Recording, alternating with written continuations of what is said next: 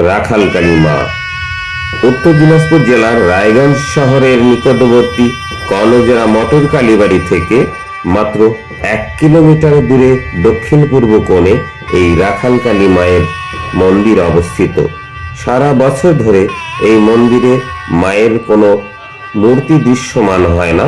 বলতে গেলে এখানে স্থায়ীভাবে তেমন কোনো মন্দিরও নির্মিত হয়নি। একটি বিশাল বটবৃক্ষের পাদদেশে সিমেন্ট বাধাই করা বেদির ওপর মূর্তি বানিয়ে বছরে একবার ধুমধাম করে রাখালকালী মায়ের পূজা অর্চনা করা হয়।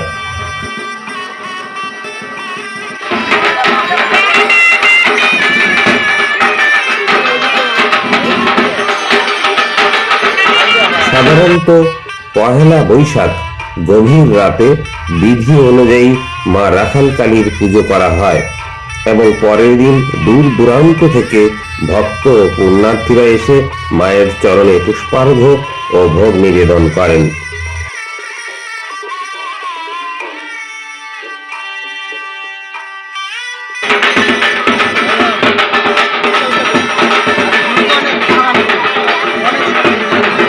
জানা গেছে অনেক বছর আগে থেকে এই পুজোর প্রচলন ঘটে।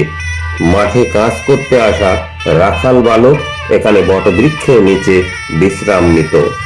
কয়েকটি ছেলে একে অপরের সাথে পুজো খেলতে খেলতে হঠাৎ একটি কাশ গাছের ডগাকে খড়গ বানিয়ে বলির অনুকরণ করতে গিয়ে একটি বালকের মুণ্ডচ্ছেদ ঘটে। এই অস্বাভাবিক ঘটনা উপস্থিত সকলের নজরগত হলে প্রত্যেকে আশ্চর্য ও স্তম্ভিত হয়ে পড়ে এবং বিষয়টি নিমিষের মধ্যে চারিদিকে ছড়িয়ে পড়ে।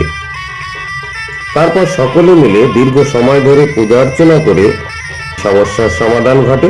পরবর্তীতে অত্র এলাকার অনেককে রাতে স্বপ্নের মধ্যে মা কালী তাকে অস্থায়ী রূপে এই বটবৃক্ষের নিচে প্রতিষ্ঠা করার কথা বলেন এবং এও বলেন যে তিনি মা রাখালকালী রূপে সকলের অন্তরে বিরাজ করতে চান।